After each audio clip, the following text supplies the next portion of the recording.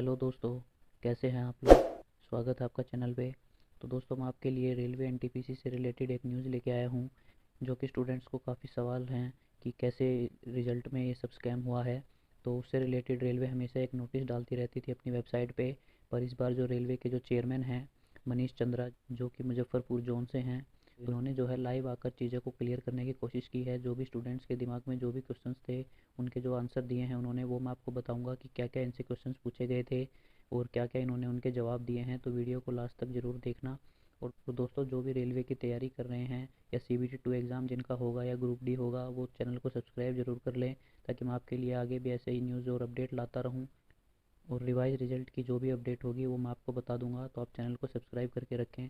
तो चलिए देखते हैं कि क्या इन्होंने जवाब दिए हैं क्वेश्चंस के। जो इनसे पहला क्वेश्चन है वो पूछा गया था कि रेलवे ने 20 टाइम स्टूडेंट्स का बोला था बट वैसा हुआ नहीं, इस पर आप क्या बोलेंगे।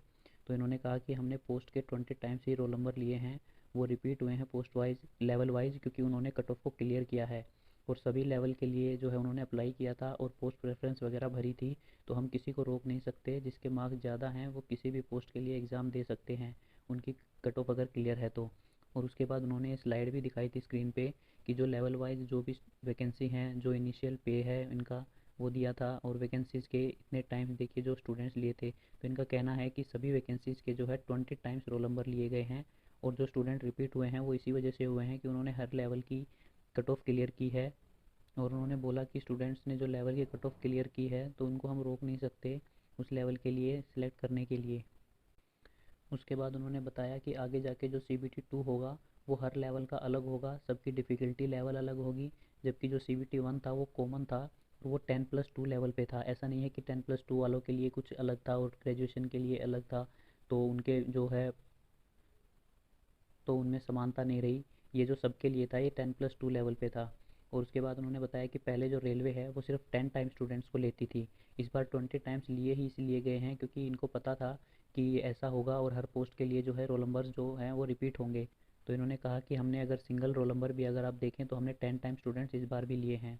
उसके बाद इनसे जो अगला क्वेश्चन पूछा गया था, वो इनसे पूछा गया था कि CBT 2 के लिए कितने स्टूडेंट्स हैं जो टोटल विदाउट रिपीट जो रोल नंबर सेलेक्ट हुए हैं, जिनके रोल नंबर जो है लेवल में रिपीट नहीं हुए हैं बार बार। तो उन्होंने बताया कि ऐसे जो हैं वो 3.84 स्टूडेंट हैं, मतलब कि 3,84,000 के आसपास ऐसे स्टूडेंट हैं जो कि सिंगल रोल नंबर हैं और जो बार बार रिपीट नहीं हुए हैं, अगर आप जैसे कि रिपीटेड को हटा दें तो उन्होंने कहा कि ये जो है 35,000 वैकेंसीज़ के, जो 35,000 वैकेंसीज़ थी उसके हिसाब से ये लगभग 10 से 11 टाइम है।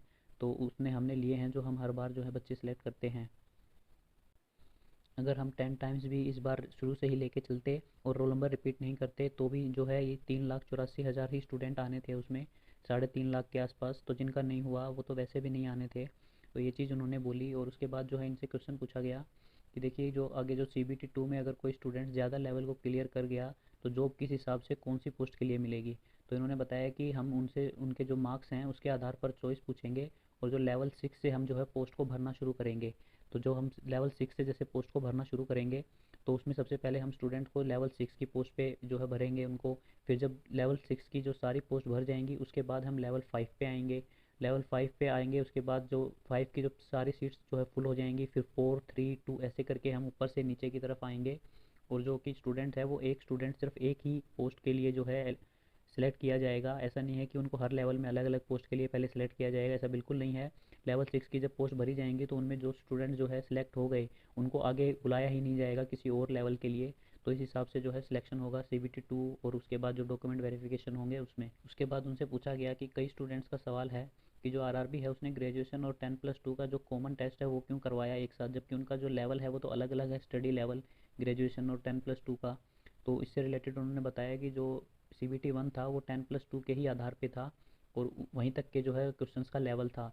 और उन्होंने बोला कि अगर हम अलग अलग नोटिफिकेशन लाते तो भी 10+2 की 10,000 प्लस पोस्ट थी, उनके लिए जो है ग्रेजुएशन लेवल भी अप्लाई करते ही और ग्रेजुएशन लेवल के लिए भी करते तो फिर वो दो पोस्ट के लिए एक स्टूडेंट सेलेक्ट होता, क्योंकि वो अलग अलग अगर फॉर्म भरते तो 10+2 की जो जॉब थी उसके लिए भी स्टूडेंट को जो कट ऑफ क्लियर कर जाता उसको सिलेक्ट करना पड़ता और ग्रेजुएशन के लिए भी करना पड़ता, तो वो 2 पोस्ट के लिए अप्लाई हो जाता और वो लास्ट तक जो है इन 2 पोस्ट को वैकेट करके रखता।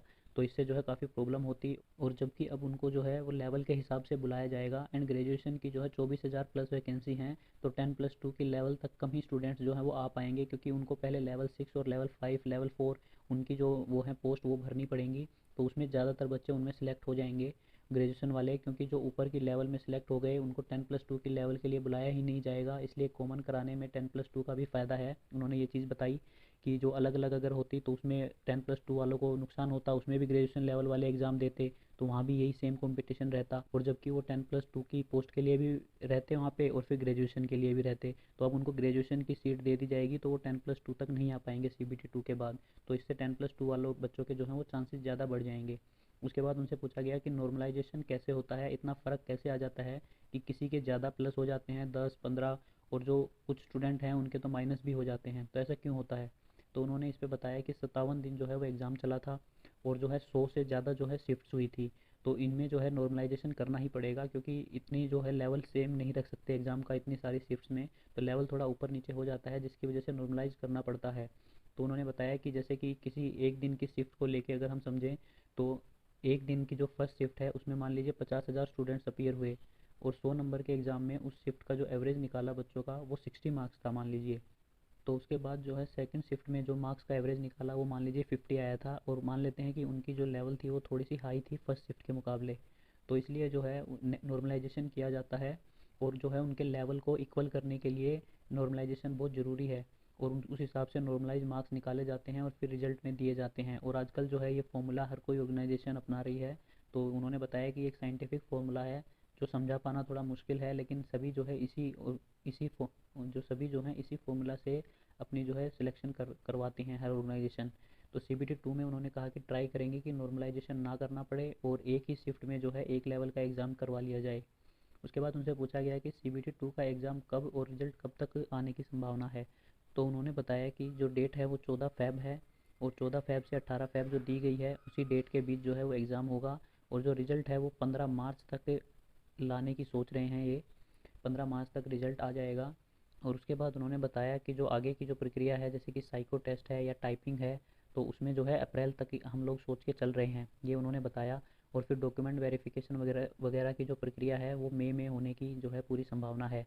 तो उन्होंने ये पूरी जानकारी दी इस मामले पे।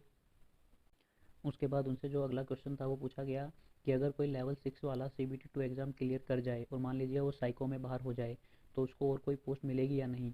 तो इस पे उन्होंने बताया कि अगर वो बाकी लेवल के जो CBT जो एग्ज़ाम दिए उसने, मान लीजिए जैसे 6 का अलग से दिया था उसने, 5 का अलग से, 3 का अलग से, और वो 6 की जो साइको है उसमें क्लियर नहीं हो पाया, तो उसको जो है 5 या 3 की पोस्ट मिलेगी या नहीं। तो उन्होंने बताया कि अगर वो इन 5 की और 3 की जो कट ऑफ है वो क्लियर कर गया होगा, और लेवल 6 की जो साइको टेस्ट है उसमें क्लियर नहीं होगा, तो उसको जो है लेवल 5 और 3 की पोस्ट ज़रूर मिल सकती है। अगर वो लेवल 6 की साइको में क्लियर हो जाएगा तो उसको आगे बुलाया ही नहीं जाएगा 5 और 3 के लिए, उसको 6 की ही जो है पोस्ट दे दी जाएगी। तो ये सब चीज़ें थी कि चेयरमैन जो हैं रेलवे के इन्होंने बताई, और इन्होंने जो है ये स्लाइडें लगाई थी अपनी जो वीडियो थी उस पर। यहाँ पे इन्होंने नॉर्मलाइजेशन और जो लेवल था CBT 1 का CBT 2 का जो भी था उस हिसाब से सारा कुछ समझाया लेवल वाइज। तो दोस्तों ऐसा लग नहीं रहा कि ये लोग जो है रिवाइज रिजल्ट लेके आएंगे। बाकी अगर कोई अपडेट आती है तो मैं आपको ज़रूर से बता दूंगा, और आपका इस बारे में क्या कहना है कमेंट बॉक्स में आप मुझे बता सकते हैं। आगे किसी भी न्यूज़ और अपडेट के लिए आप चैनल को सब्सक्राइब कर लें। चलिए, थैंक यू सो मच।